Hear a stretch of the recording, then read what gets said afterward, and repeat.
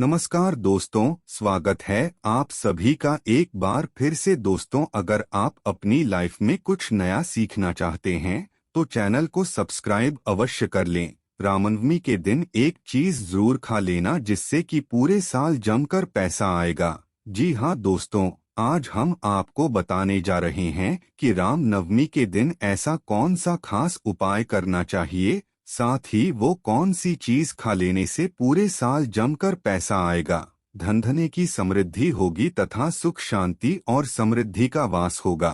चैत्र माह के पक्ष की नवमी तिथि के दिन भगवान श्री हरि विष्णु नारायण के 21वें अवतार के रूप में त्रेतायुग में महाराजा दशरथ तथा महारानी कौशल्या के घर में मर्यादा पुरुषोत्तम प्रभु श्री राम जी का जन्म हुआ था। इसीलिए रामनवमी का दिन सबसे खास माना जाता है।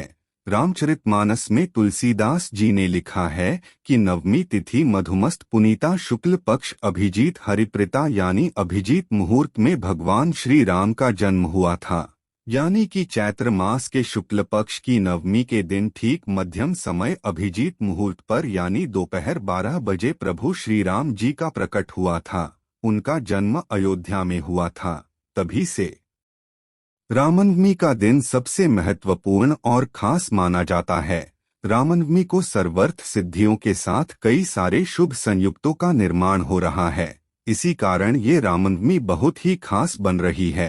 रामनवमी के दिन अगर हम कोई भी नया काम करते हैं, शुभ काम करते हैं और मंगल कार्य का शुभारंभ करते हैं तो वो से ज्यादा हमारे जीवन में लाभदायक सिद्ध होता है। इस बार रामनवमी का जो महापर्व है वो 30 मार्च 2023 दिन गुरुवार को रामनवमी के रूप में मनाया जाएगा और इस दिन दोपहर ठीक 12 बजे प्रभु श्री रामचंद्र जी का प्राकट्य उत्सव मनाया जाएगा। इस रामनवमी के दिन कौन सी चीज खा लेने से पूरे साल आपको धन की कमी नहीं आएगी, ये हम आपको बताएंगे। लेकिन दोस्तों, उससे पहले आपसे विनती करते हैं कि वीडियो को लाइक अवश्य करिएगा, दोस्तों को शेयर कर दीजिए और अगर आपने अभी तक चैनल को सब्सक्राइब नहीं किया है तो चैनल को सब्सक्राइब करके बेल आइकन अवश्य दबाइएगा। इस रामनवमी को बहुत ही विशेष शुभ दुर्लभ योग है क्योंकि इस दिन कई सारे शुभ संयोगों का निर्माण हो रहा है।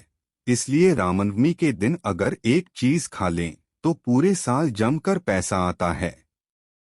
पैसे की किल्लत कभी नहीं झेलनी पड़ती है। जी हाँ दोस्तों, इस दिन सुबह जल्दी उठें तथा स्नानादि और नित्य कर्म से निवृत्त होकर अपने घर के देवी देवताओं की पूजा भगवान सूर्य नारायण को जल अवश्य चढ़ाएं तथा रामनवमी का व्रत करें। रामनवमी का जो व्रत होता है वो 3 पहर तक ही माना जाता है। 3 पहर का अर्थ होता है कि सूर्योदय से लेकर लगभग दोपहर 2:50 तक 3 पहर पूरे हो जाएंगे। अगर आप रामनवमी का व्रत रखना चाहते हैं तो आपको 3 पहर व्रत करने के बाद भोजन आदि ग्रहण कर लेना चाहिए और अगर व्रत नहीं भी रखते तो आप राम जन्मोत्सव के बाद भगवान को भोग लगाने के भोजन अधिग्रहण कर सकते हैं। तो रामनवमी के दिन सर्वप्रथम सुबह सब कार्यों से निवृत्त होकर प्रभु श्री राम का मध्याह्न काल में विशेष पूजन अर्चन करें। प्रभु श्री राम का पूजन करने के लिए उनका आवाहन किया जाता है और आवाहन करने के लिए उनके सामने अक्षत और पुष्प चढ़ाए जाते हैं। उसके बाद प्रभु श्री राम को स्नान कराया जाता है। 4 बार प्रभु को स्नान कराएं तथा उनके हाथ धुलाने के लिए उनके हाथ में जल प्रदान करें। प्रभु को दही, शक्कर तथा पंचामृत जो 5 चीजों से बनाया जाता है इनसे स्नान कराएं। चंदन जल से स्नान कराएं और इत्र लगाएं। उसके बाद प्रभु को तुलसी दल अवश्य चढ़ाएं क्योंकि तुलसी दल प्रभु को बहुत प्रिय होता है। उसके बाद अक्षत और पुष्पमाला चढ़ाएं और प्रभु श्री राम को अनेक प्रकार के सुगंधित इत्र आदि अर्पण करें। उसके बाद प्रभु को सुंदर सुंदर वस्त्र धारण कराएं। अच्छे प्रकार से प्रभु का श्रृंगार करें। ये कार्य दोपहर 12 बजे पहले संपन्न कर लें और ठीक 12 बजे के समय भगवान के सामने भोग रखें और भगवान को भोग के रूप में अनेक प्रकार की मिठाइयाँ और अन्य भोग सामग्री उनके सामने रख सकते हैं। पंचमेवा वगैरह फल में सेब, अंगूर, अनार ये सब अर्पण कर सकते हैं, लेकिन सबसे प्रिय कोई वस्तु अगर प्रभु श्री रामचंद्र जी को है तो वो है खीर। प्रभु श्री रामचंद्र जी को खीर सबसे ज्यादा प्रिय होती है, तो आप अगर व्रत करते हैं तो आप फल के अलावा खीर बनाकर को अर्पण करें। और अगर आप व्रत नहीं भी करते हैं और प्रभु के जन्म उत्सव के बाद आप भोजन ग्रहण करेंगे तो आप चावल की खीर बनाकर प्रभु के सामने अर्पण करें। खीर के अंदर तुलसी का दल डाल दें और केसर इत्यादि डालकर भगवान को भोग लगाएं, आसपास जल घुमाएं और उसके बाद आरती करें। आरती करने के बाद सभी भक्तों को प्रसाद के रूप में वितरण करें। फल, मिठाई, अन्य जो भी सामग्री का भोग लगाए हैं उसका वितरण करें। भगवान की स्तुति करें और आरती बाद श्री रामचरितमानस का पाठ भी करें। इस दिन रामचरितमानस का पाठ अवश्य करना चाहिए, क्योंकि रामचरितमानस की रचना इसी दिन से शुरू हुई थी। जी हाँ, रामनवमी के दिन से ही शुरुआत हुई थी, इसलिए आप राम के नाम का उच्चारण अवश्य करें। पूजन आरती संपन्न होने के बाद प्रभु से हाथ जोड़कर प्रार्थना करें, हे प्रभु, आप तो अंतर्यामी है और आप साक्षात विष्णु के अवतार है। मन की प्रार्थना, मनोकामनाओं की प्रार्थना, अपनी जितनी भी मनोकामनाएं हैं वो के सामने बोल दे और उनसे बोले कि हमारी जितनी भी मनोकामनाएं हैं वो अवश्य पूर्ण करें। और उसके बाद जब आप भोजन ग्रहण करते हैं तब प्रसाद के रूप में इस दिन आपने जो खीर का भोग भगवान को लगाया है उसको अवश्य स्वयं ग्रहण कर लीजिए। यानी आपको रामनवमी के दिन वो एक चीज जो खानी है वो ये खीर है। इस दिन खीर खाने का बहुत विशेष महत्व माना जाता है। रामनवमी के दिन खीर खाने से जीवन में कभी भी कंगाली का सामना नहीं करना पड़ता और पूरे जमकर पैसा आता है। प्रभु श्री रामचंद्र जी का आशीर्वाद मिलता है। इसीलिए रामनवमी के दिन खीर जरूर खा लें और जब खीर खाएं तो उसमें एक इलायची जरूर डालें। जिस फल का आपने भोग लगाया है, अनार, अंगूर, तो उसका आप जरूर सेवन करें। प्रभु श्री रामचंद्र जी को अगर आपने लाल वाले या काले वाले अंगूर का भोग लगाया है तो वो आप जरूर खा लें। ये बहुत विशेष शुभ माना जाता है। रामनवमी के दिन खीर में मिश्री मिलाकर अगर खाएं तो सोने पर सुहागा में कभी भी आपको गरीबी का सामना नहीं करना पड़ता।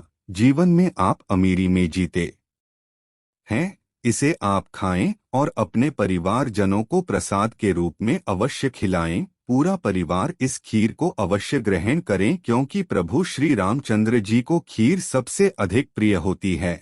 और जो चीज प्रभु श्री राम जी को प्रिय है, अगर वो चीज रामनवमी के दिन आप खा लेते हैं तो पूरे साल जमकर पैसा आएगा।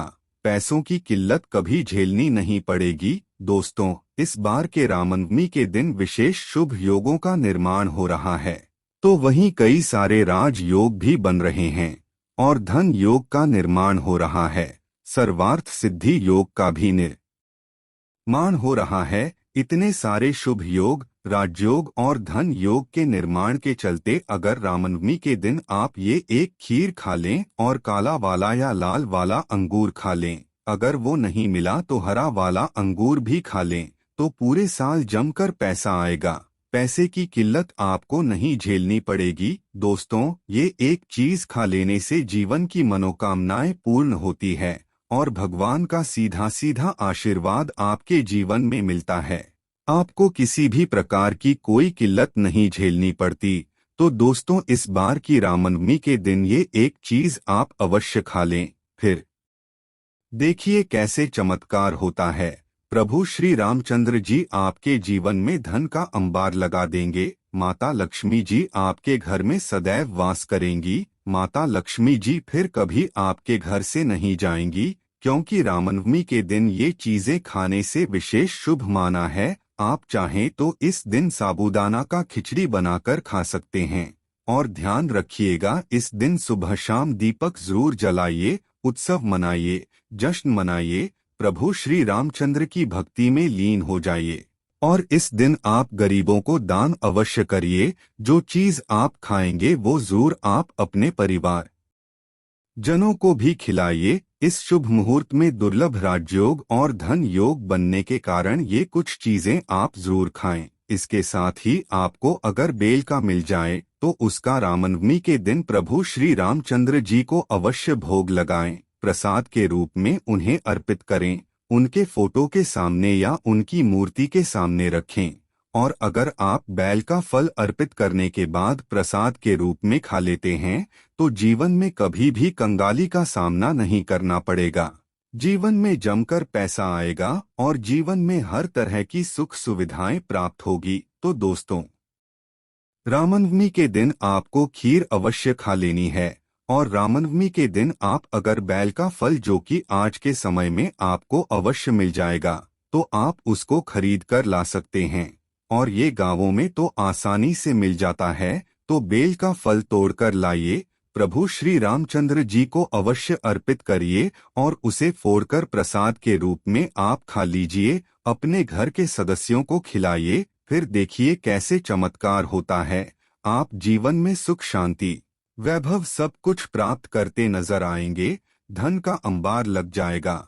तो दोस्तों, कमेंट में सच्चे दिल से जय श्री राम अवश्य लिखें। आज बस इतना ही दोस्तों। अगर आपको ये वीडियो पसंद आया है तो वीडियो को लाइक करिएगा, दोस्तों को शेयर अवश्य करिएगा और चैनल को सब्सक्राइब करके बेल आइकन अवश्य दबाइएगा, ताकि आने वाला नॉलेजेबल वीडियो आपको सबसे पहले मिले।